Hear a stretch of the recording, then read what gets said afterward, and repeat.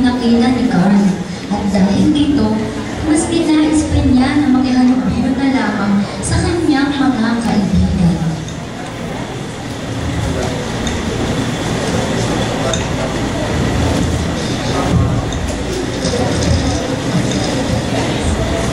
Tagal.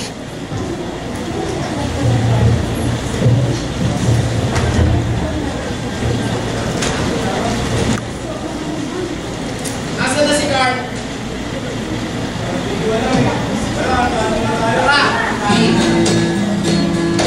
Di mo alam dahil sa'yo ako'y di makakain. Di rin matulog bukas ng iyong lukorin. Kung ako'y muling iibig, sana'y maging katulad mo. Tulad mo na may pusang bato. Bakit? Kayaman kasi namin. O, paano mo naman nasabi? Ito nga, ito, cellphone ko, diba? Tapos bibili pa ako ng bagong laban. iPhone 6. Uy! Dito pa lang sa Pilipinas, unang sa Pilipinas ako ng iPhone. Sabi ko na nakabili ko ng bihay. Kami na, wala ko sa Pilipinas, meron na kami.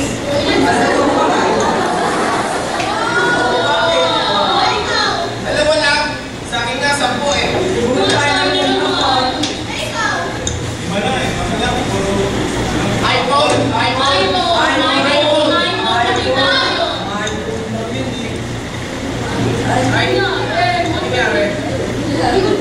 Siguro tinitigan siya ng nanay niyang bulan.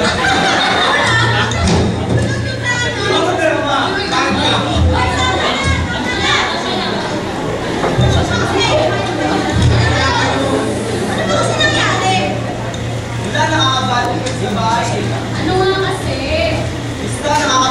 Basta yung rin na yun, yung nakapagpapit. Tungkol sa yaman. Kasi bibili ako ng nanay ko ng iPhone 6. Siguro ba? Di ba pagmamalaki mo?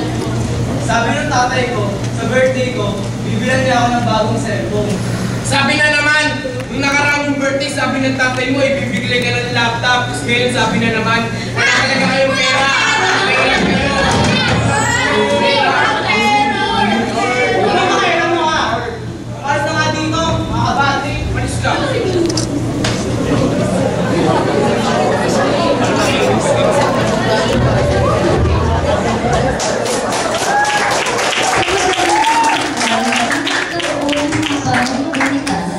Piniling niya sa kanyang ama na iyon na lang ang regalo sa kanya sa darating niyang kaarawan.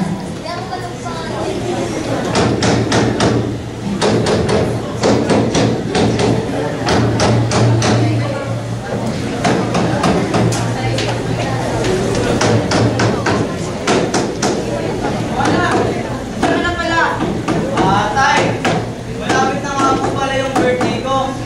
Pwede mo ba ako ibili ng bagong cellphone? Bagong cellphone? Anak, wala tayong pera. Wala akong mabibigay sa'yo. Tay, lagi na lang bang ganyan?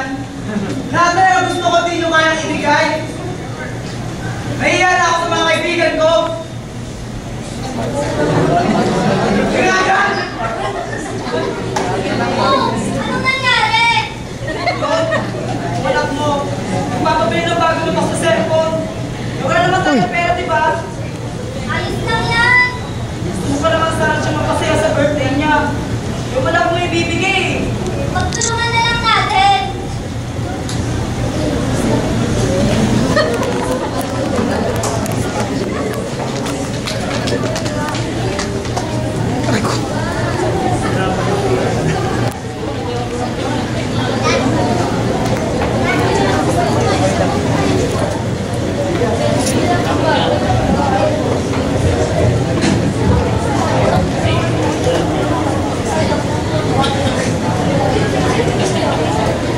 Hanggang sa yugto na ito, may nakilala siya na makapagpapabago sa kanyang buhay.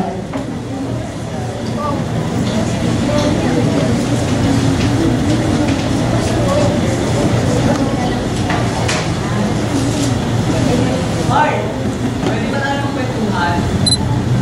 Okay na ba?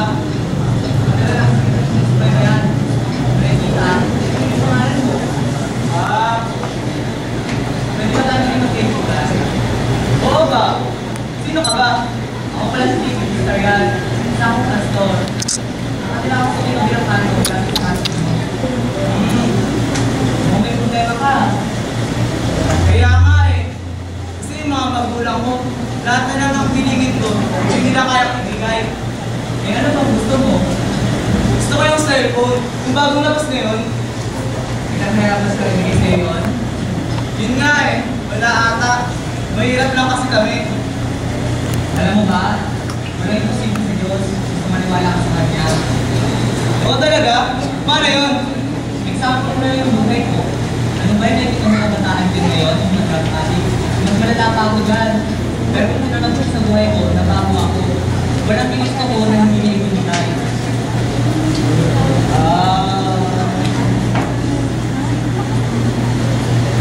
Darren! Saan ka punta? Pwede tayo. Pastor, maraming salamat po sa pag-ubay ng oras nyo. Alis na po kami. Sige, kumalit tayo itong palahin.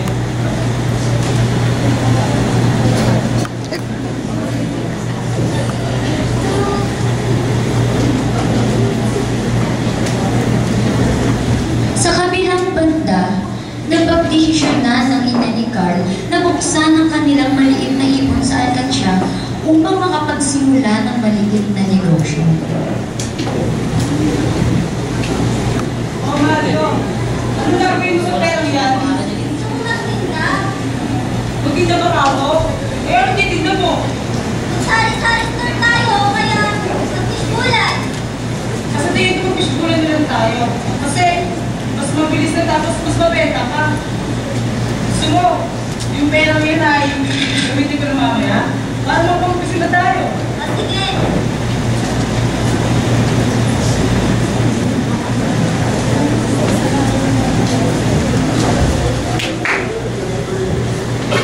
Sa paghahangad na maibigay ang kagustuhan ni Carl, nagtayo ng mumunting tindahan si Kate at Onyo.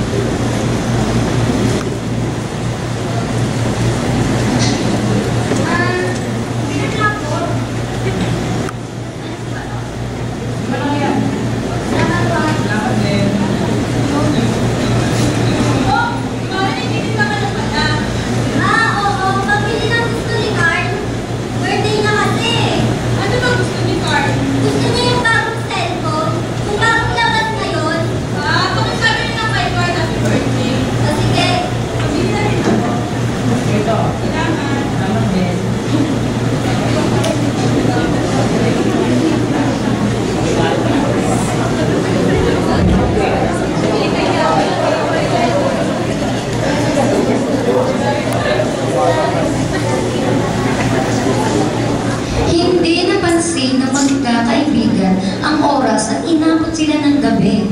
Habang si Kate, na ina ni Carl, ay sobrang nag-aalala na sa kanya at kanina pa siya iniintay.